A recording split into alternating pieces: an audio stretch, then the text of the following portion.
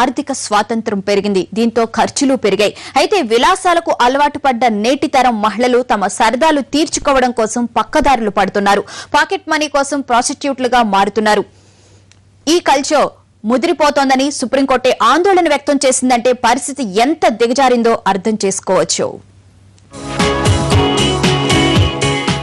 ఒకప్పుడు ఆడపిల్లకి చదువంటే ఉద్యోగాలు చేయాలా, ఊళ్ళు ఏలాలా అనేలా ఉండేది పరిస్థితి. కానీ కాలం మారింది. ఊళ్ళు ఏలకపోయినా ఉన్నత చదువులు చదువుతూ ఉద్యోగాలు చేస్తూ తమ వంతుగా కుటుంబాన్ని పోషించే పరిస్థితుల్లో ఉన్నారు చాలా మంది. ఇక ఆర్థికంగా స్వయం ప్రతిపత్తి ఏర్పడడంతో పురుషులతో సమానంగా విలాసాలకు అలవాటు పడ్డారు మహిళలు. అయితే వీళ్లలో కొందరు లగ్జరీ లైఫ్ స్టైల్ కి అలవాటు పడి తమ కోరికలు తీర్చుకోవడానికి పక్కదారి పడుతున్నారు. రోజు మార్చి రోజు మాల్స్ కి వెళ్తూ పడుపు వృత్తిలోకి దిగుతూ తమంతా తాముగా వ్యభిచారులుగా మారుతున్నారు. ఒకప్పుడు మహిళలు వ్యభిచారులుగా మారడానికి వేరే కారణాలుండేవి.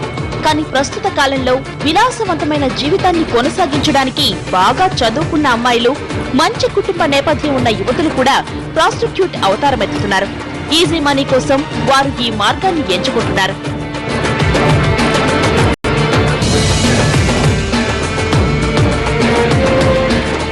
పాశ్చాత్య దేశాల్లో ఉన్న ఈ జాడ్యం ప్రపంచీకరణ ఫలితంగా మన దగ్గర కూడా ముదిరిపోతుంది. దేశంలోని ప్రధాన పట్టణాల్లో చాలా చోట్ల మాల్స్ ప్రాస్టిట్యూటింగ్ కామన్ అయిపోయింది. అయితే మన సంస్కృతి సంప్రదాయాలను మంటగలుపుతోన్న ఈ తరహా కల్చర్ మీద సుప్రీంకోర్టు ఆందోళన వ్యక్తం చేసింది. ఉన్నత స్థాయిల్లో ఉన్న మహిళలు కూడా వ్యభిచారంలోకి దిగడాన్ని తప్పుపట్టింది. ఈ వృత్తిలోకి వస్తున్న వారి పునరావాసానికి కేంద్రం ఎలాంటి చర్యలు చేపడుతుందో చెప్పాలని కోరింది.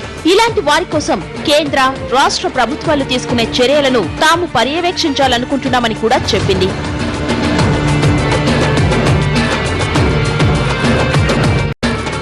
కాలం అన్నిటినీ మారుస్తుంది. కాలగమనంలో అది మనకు వర్తిస్తుంది.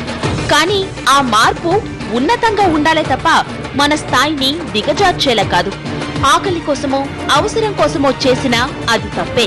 కానీ ఇలా విలాసాల కులాసాల కోసం తప్పుడు దారిలో నడిస్తే అది క్షమించరాని పాపం. ఇలా కొందరు చేస్తున్న తప్పులకు అందరూ అమ్మాయిల్ని తప్పు పట్టాల్సింది లేకపోయినా చదువుకున్న అమ్మాయిలంతా చులకనైపోతున్నారు అన్నది మాత్రం వాస్తవం.